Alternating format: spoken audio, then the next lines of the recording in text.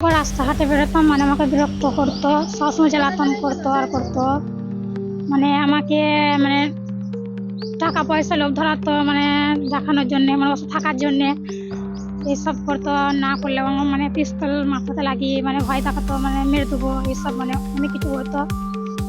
তারপরে আমাকে একা পেয়ে, মানে জল আনতে গেছিলাম, একা পেয়ে আমাকে অন্য একটা মানে বন্ধ করে দিয়ে গিয়ে আমার সাথে জোর জবরদস্তি করে আমাকে ধর্ষণ করতে চেষ্টা করে। আর সেটা আমার 4 বছরের ছেলে দেখে। আর ও সেটা বলতে গিয়ে আমার ছেলেকে বস্তাতে মানে মারার চেষ্টা করে আমার বাচ্চাটাকে। কি কারণে দিদি? এই কারণটা কি, কেন হুমকি দিত আপনাকে? কারণ ওর সাথে আমাকে রিলেশনে থাকতে বলতো, এটাই। আর আমি সেটা ওর সাথে থাকতে চাইনি, তার জন্য। কি নাম তার? ফিরোজ খান। ফিরোজ খান। কি করেছে?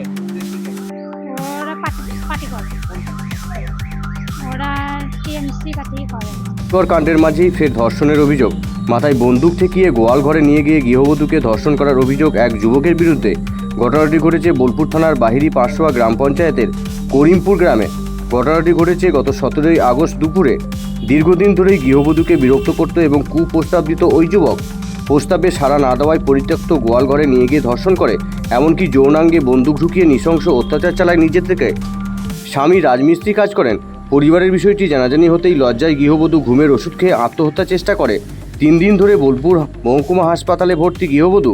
বুধবার হাসপাতাল থেকে পেটে ছবি করাতে এসে শটান বোলপুর থানায় লিখিত অভিযোগ দায় করেন নির্যাতিতা নিজেই। অভিযুক্ত ফিরোজ খাঁ ওই গ্রামেরই বাসিন্দা, এলাকার তৃণমূল কর্মী হিসাবেই পরিচিত। ঘটনা জানাজানি হতেই ব্যাপক চাঞ্চল্য ছড়ায় এলাকায়। জানা যায় গ্রামের একটি পরিত্যক্ত গোয়ালঘরে তাকে নিয়ে গিয়ে ধর্ষণ করা হয়, এমনকি আগ্নেয়াস্ত্র নিয়ে যৌনাঙ্গে প্রবেশ করিয়ে রাখে। পাশাপাশি ওই গৃহবধূ হাত পা বেঁধে নগ্ন অবস্থায় বেশ কিছু ছবি মোবাইলে তুলে নেওয়া হয়।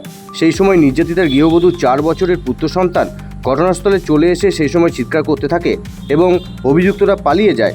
লোকলজ্জার ভয়ে গত কয়েকদিন ধরে অভিযোগ করতে পারেনি ওই গৃহবধূ, এমনকি আত্মহত্যার চেষ্টা করে ওই গৃহবধূ। আজ অভিযোগ জানানোর পর অভিযুক্তকে ধরা হয় ওই গ্রাম থেকেই। কলতলায় জল আনতে গেছিলো আমার স্ত্রী, জল আনতে গেছিলো। জল আনতে গিয়ে ওকে চুপচাপে গিয়ে পেছন দিয়ে ঘুরিয়ে ফেলি দেয়, ঠিক আছে, গল ঘরে ফেলে ওকে রেপ করে। আমার বাচ্চাটা বাইরে গিয়েছিলো খেলা করতে, আমার বাচ্চাটা বাইরে গিয়েছিলো, বাচ্চাটা বাইরে থেকে এসে মা করেছে, দেখতে পায়নি। তারপরে এইদিকে ঘরের ভেতরে এদিকে তাকিয়েছে, তখন দেখছে হ্যাঁ আমার মাকে টুটিতে ধরে মুখটা ধরে আছে। আমার বাচ্চাটা বলছে তুমি ছাড়ো আমার মাকে, তুমি ছাড়ো। আমি বাইরে ছিলাম, আমি বাহিরিতে, তারপরে চেন্নাই গেছিলাম, বুঝলেন তো, আমি বাড়িতে থাকি নিয়েছিলাম। মাস হ্যাঁ হ্যাঁ হ্যাঁ হ্যাঁ আগে থেকে ওরকম করছিল। তারপরে আমি কাজে গিয়েছি, আর তখনই ও দিনের বেলায় 1টার সময় বা 1টার সময় তখনই আমার স্ত্রীকে ওই সব করে, যে আমার ছেলেটা খেলা করতে গিয়েছিলো, বাচ্চা ছেলে এসেছে, দিয়ে দেখছে আমার মাকে ওইরকম করে মুখটা গুঁজিয়ে ধরে আছে, আমার মায়ের পরে চেপে আছে।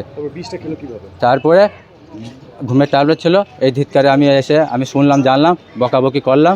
দিয়ে আমার স্ত্রী ওই ঘুমের ট্যাবলেট ছিল, ওর শরীরে এমনি প্রবলেম আছে, দিয়ে ওই জন্য ওই একটা করে খেত 2 দিন 5 দিন পর। দিয়ে ওই 5টা ওষুধ ছিল, 5টা ওষুধকে খাই দিচ্ছি। এখন কেমন আছে? এখন মোটামুটি খুব ভালো নয়। এখন ছবি করাইতে এসেছি, প্রেসক্রিপশনটা ছবি করবো, দিয়ে তারপরে ডাক্তার দেখবে, তারপরে বলবে ঘটনাটা কি হয়েছে, তারপরে ছুটি হবে। বন্দুক থেকে কি ধর্ষণ করেছে? হ্যাঁ বন্দুক থেকে। কে? সেইটা ফেরত ছিল, আর আমার স্ত্রী যাচ্ছিল বাপের বাড়ি, আমার স্ত্রী। দিয়ে বাচ্চাটাকে বলি যে পালা এখান থেকে, নারী থেকে বস্তা চাপা দিয়ে মেরে দেবো। ফিরোজ কি ওই গ্রামেরই বাসিন্দা? ওই গ্রামেরই বাসিন্দা।